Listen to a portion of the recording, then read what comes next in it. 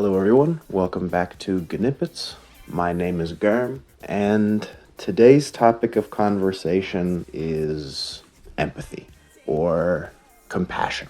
I find it very difficult to give empathy specifically towards people who are hurting, I guess, for lack of a better term. And it's something that really frustrates me about my natural way of thinking because it used to be a lot worse. It's something that I've been working on very consciously, but I still find myself thinking like this, where something bad will happen to someone. Let's say, just as an example, maybe somebody got robbed, or maybe somebody lost something. And there are almost immediately my first thought is not like, oh, that sucks. My first thought is corrective suggestions, criticisms, things that they could have done better, things they could have done to avoid it. I could naively say that it's meant out of love, it's meant positively to try and avoid the thing because, nothing I'll say will make them feel better or will bring back the thing that they've lost, which I think would be a lie or is just incorrect. And I've gotten a lot better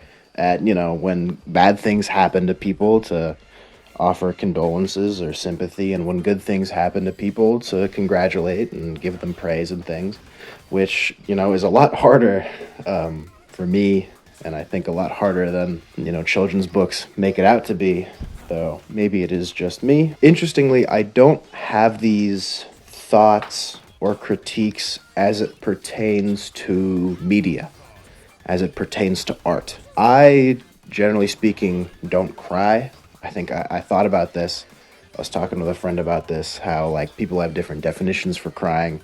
And the general definition that satisfies me for crying is that it's uncontrollable, right? It's not really crying unless it's uncontrollable. You're uncontrollably sobbing kind of thing. And I haven't uncontrollably sobbed or whatever in 7 years. Something like that. But when I watch movies, TV shows, there are times where I shed a tear or two. I'm sad by it, saddened by the plot. And what I find interesting is that my mind doesn't, I'm not sitting there poking poking holes in the plot and saying oh, that's not right, or they fucked up by doing this, that, and whatever.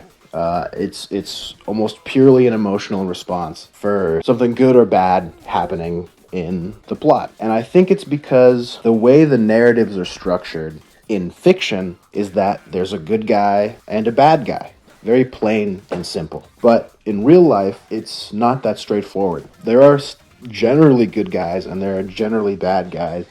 And it gets more complex even as it goes. And if a friend were to come to me and they're like, oh, I was walking through the bad part of a city and I got robbed. And it's not that I think that, my friend is the bad guy or the people that robbed them are the bad guy. It sucks that the situation even occurred. And immediately, I think, why were you in the bad part of that area? Why did you have something to be robbed? Versus if a story was presented to me in media, right, where, an innocent bystander and they show the robbing happening and you're like, man, that sucks, they got unlucky. It's almost as if I have more empathy or compassion for these characters who are almost destined to be in these bad, crappy scenarios. And not only they're in these bad and crappy scenarios that they're destined to be into, but I understand the scope of the situation, and I understand why they had to be in that situation. So I can do nothing but feel emotion for these characters, but rather it seems in real life when something bad happens, I don't view it as a destined event. I don't view it as something that has to happen. So I'm maybe more grounded in how to help my friend avoid something like that happening to them again, rather than just kind of extending my grief for them. And it's not that giving people, I guess, advice is the worst thing in the world, right? Advice, critiques, those are things that we need to improve and change our habits. It's just that I wish it wasn't what I defaulted to. And it's more than likely that I'll probably live the rest of my life without ever kind of solving that thought pattern. But at least now I can kind of know or work through or at least think to myself when those thoughts arise. I don't have to voice those thoughts. I certainly won't voice them or try not to voice them immediately, if ever. And if I do desperately need to voice them for whatever reason, I will at least try to voice them after I've already expressed or shown just a little bit of compassion.